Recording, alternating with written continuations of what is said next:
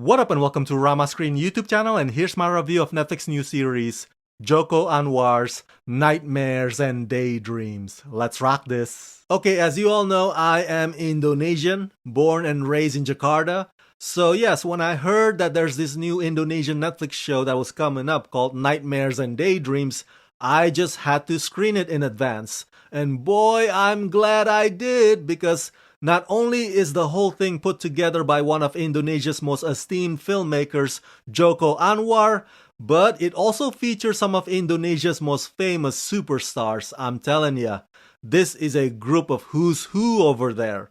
So it was one good reason on top of another good reason to check this show out. Nightmares and Daydreams is incredible. Heads up, it's an anthology, meaning every story on every episode is different. Or so it seems. What I'm getting at is, if you are fans of The Twilight Zone or The Outer Limits, for example, odds are you are gonna like Nightmares and Daydreams. This show is twisted and creepy and haunting and visually brilliant, and each one leaves you with an unsettling feeling that you can't easily shake off, which to me is great because that's how it's supposed to be with mystery psychological thrillers like this. As an Indonesian, I am very proud that this show exists, and it once again proves that Joko Anwar is a master storyteller. Created by Joko Anwar, Nightmares and Daydreams are tales of strange supernatural sci-fi phenomena unfolding in this collection of 7 mind-bending stories that may hold answers to the origin of the world and the imminent threat it faces. So there are a total of 7 episodes, and one of the things that immediately strikes me is that these stories do not shy away from the gritty underbelly environments of places like Jakarta, no matter which timeline each of the setting may be. So it's not just showing us the good parts of the town, you know what I'm saying? Joko Anwar and his team of writers want to take you to the dirt and the alleys and the trenches and the struggles of the working class poor, to even some of the most uncomfortable homes and workplaces. And it's also visceral and tragic and heartbreaking, but at the same time, it's also relatable, especially for regular Indonesian folks who live paycheck to paycheck. So yes, these supernatural aspects are the escapism, but they are packaged in a social commentary or social critique that goes straight for the jugular. And that's actually at the center of it all, that emphasis on economic anxiety or financial desperation that pushes a person to the brink of moral complexities. Every one of them speaks to the human condition that leads these desperate individuals to their ultimate choices. Be grateful for what you have, or sacrifice all that just so you can get rich and powerful. There's always some sort of a Faustian bargain going on, and it always gets me giddy to discover what the consequences would be. Obviously, I'm not allowed to get into specific details about the story since this is a spoiler-free review, but I can tell you that my favorite episode is the Other Side episode because it involves a movie theater. And you know me, I'm a film aficionado, so it fits. And that episode stays with me not only from the narrative point, but also from how vintage and retro it looks. Something about it just feels surreal and dreamlike.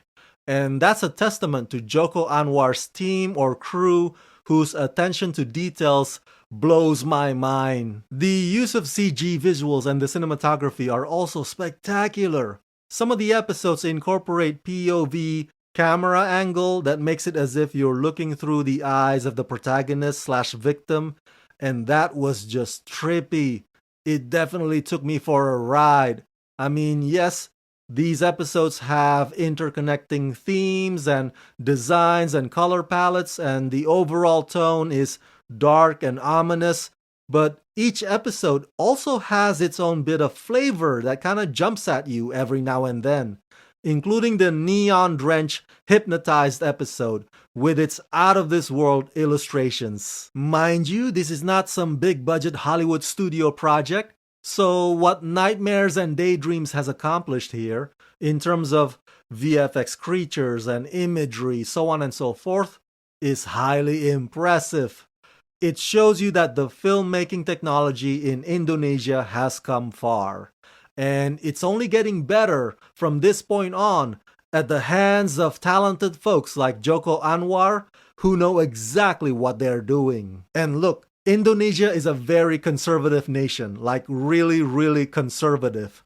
So for a show like this to feature gay characters and for them to discuss domestic abuse and for one of the episodes to feature somebody who says that he doesn't think much of God at all, wow, exploring those things story-wise is kind of taboo over there.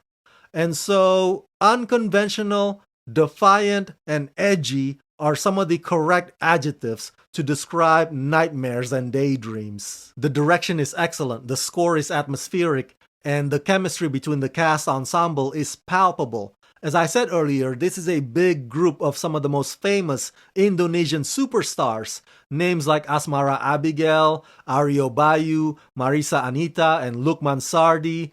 They joined forces because they believed in Joko's vision, and all of them deliver such committed, astonishing performances. There's a lot about Nightmares and Daydreams that are uneasy and disturbing and bone-chilling. And there's a lot about it that are also fresh and bold and inventive. So much so that I truly believe that this show could give any other anthologies out there a run for their money. So yeah, overall I give Nightmares and Daydreams the rating of 4.5 out of 5. You are about to enter another dimension. A dimension of not only sight and sound, but of mind.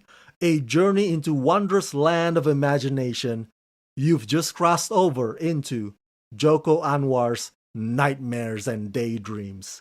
Merdeka!